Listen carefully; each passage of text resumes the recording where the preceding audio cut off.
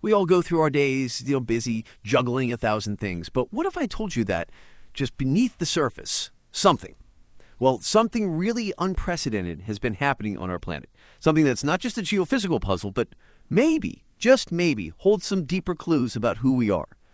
So today, in this deep dive, that's our mission, we're going to try and connect some really fascinating dots. We've got these Russian scientific reports, findings from independent American researchers, insights from, some very respected ecologists, and even touching on quantum physics. You've given us these sources, and we're really going to dig into them for you. And the core of it, really, is this mysterious quantum anomaly. It's apparently stalled right above the South Pole. We want to explore how this unique event might connect, not just to physical changes on Earth, but maybe even to how we understand reality itself. We'll look at the data, the facts presented in these sources, and what different experts are actually saying. Yeah, it's quite something. When you start pulling these different threads together, you really begin to see a picture emerge that's, unexpected. It really is about seeing connections maybe where you wouldn't normally look. Okay, so let's unpack this. Let's start with those initial reports, the ones that kick this whole thing off. These Russian scientific reports, they detail this thing they're calling a quantum anomaly. Apparently it approached Earth this past month, and then really unexpectedly, it just sort of stopped, stalled out above Antarctica, the southern polar region. And this is where it gets really interesting. These same Russian reports, they say that when this anomaly stalled, there was a noticeable drop in both seismic activity and sunspots. But, there's a pretty serious warning attached.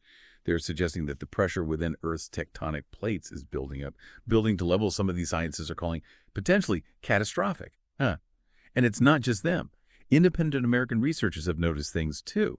Michael Mandeville, for instance, wrote a report called "The Earth's Wobble Has Paused." He pointed out that for 21 straight days there had been, quote, no discernible wobble motion in the Earth. Right. And to give a bit of context on that wobble, it's a normal thing. Usually it's caused by the gravitational pull, the sort of differential pull of the moon and the sun on Earth's equator, which bulges out slightly. Think of a spinning top that's not perfectly balanced. It always has this little sway. And it's predictable, follows about a 7-year cycle with smaller and larger circles. But here's what's so strange, so novel about this time. Back in October 2005, Earth was heading into what's called its min phase. The wobble circle should have been getting smaller, gradually. But instead, bam.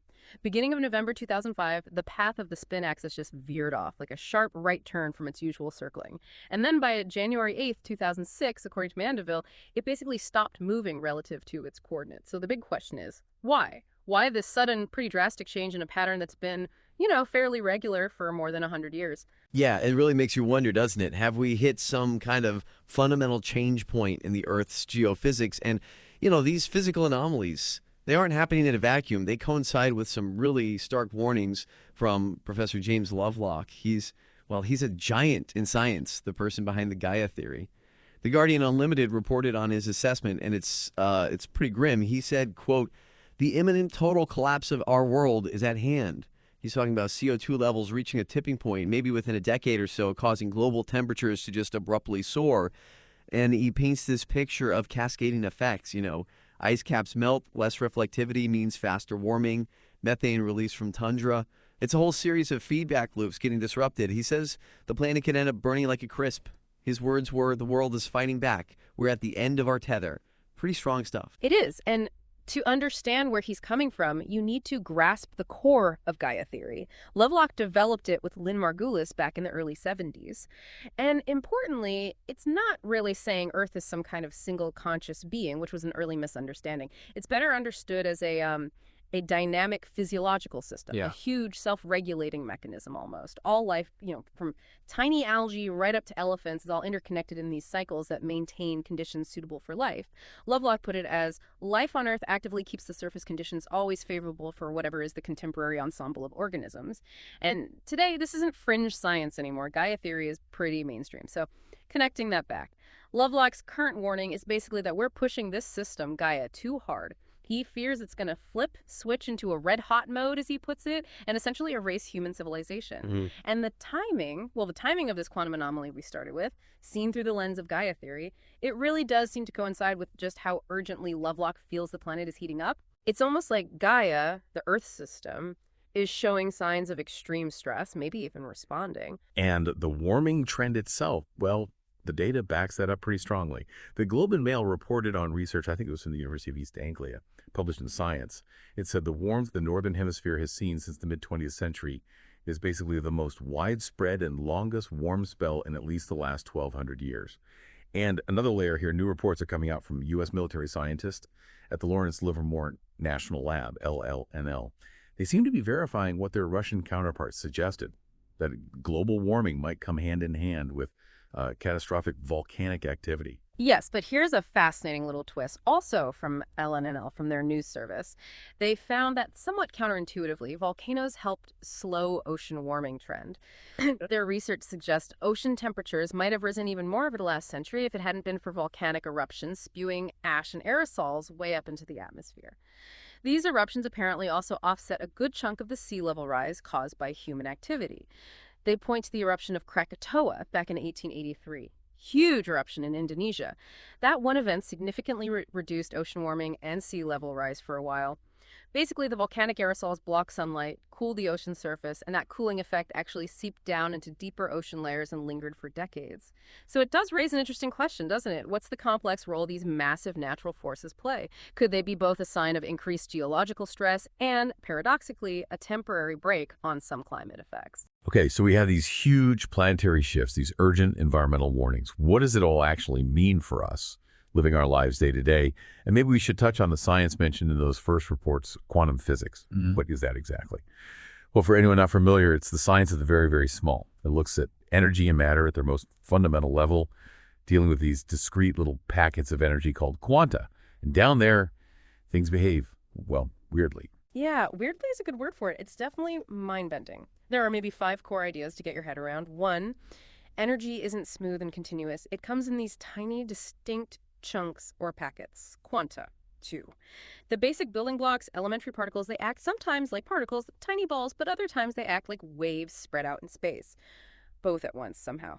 3, how these particles move. It's fundamentally random, governed by probability, not absolute prediction. 4, this is the famous Heisenberg uncertainty principle. You physically cannot know both the exact position and the exact momentum of a particle simultaneously.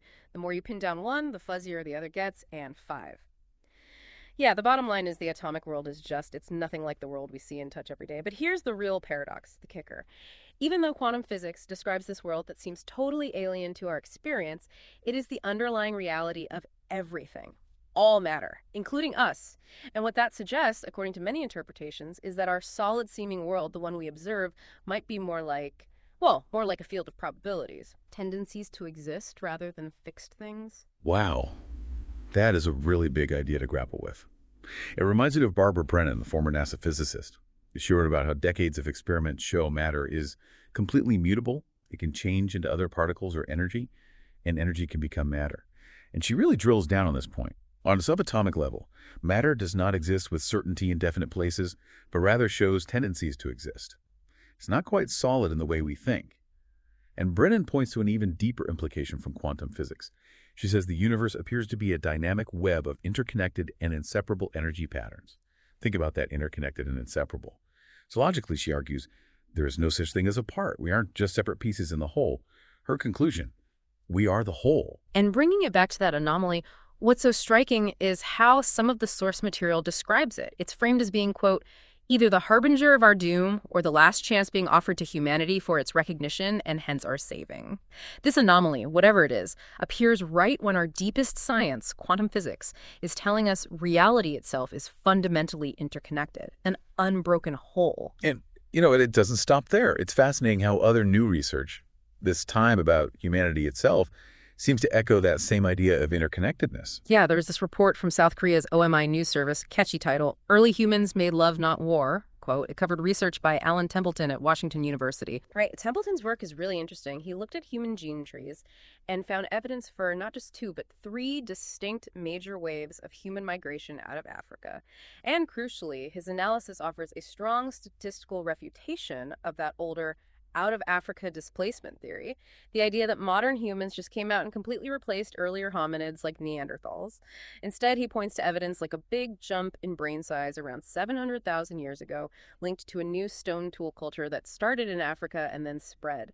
And the genetics. He found strong evidence like 99% confidence of recurrent genetic interchange between populations in Africa and Eurasia over long periods. His conclusion is pretty powerful. The idea of pure, distinct races in humans does not exist. We didn't branch off like separate limbs on a tree. He uses the analogy of a trellis. We're intertwined. It really sounds like these cutting-edge findings from quantum physics. The universe is this interconnected web, non-locality, where things are linked instantly across space. The observer effect may be hinting consciousness is fundamental. It all seems to have these amazing parallels. Parallels with very old ideas, ancient exoteric concepts maybe, that describe reality as flowing from some kind of infinite single source. Source, God, whatever word people use. It's almost like science, in digging deeper and deeper, is starting to find data that resonates with what mystics and philosophers have been saying for ages. So what an incredible picture we've tried to piece together today. You've got this strange physical anomaly parked over Antarctica. You have these urgent warnings about our planet's health from someone like Lovelock. And then you had this fundamental shift in science towards seeing reality as deeply interconnected. And this quantum anomaly appearing now, while, as the sources note, the drums of war beat ever louder, it really feels like it represents some kind of massive probability, a turning point. I think that's a good way to put it, a probability. And the sources suggest it holds, perhaps, humanity's last hope. An alternative path, if we could just see it, hear it, and really understand it, because the implication is the power inherent in whatever this is. It could be channeled equally towards peace and life or towards destruction and death. And one source ends with this really thought-provoking line. The final decision of this world and this age, it said, now rests in the single mind of a child.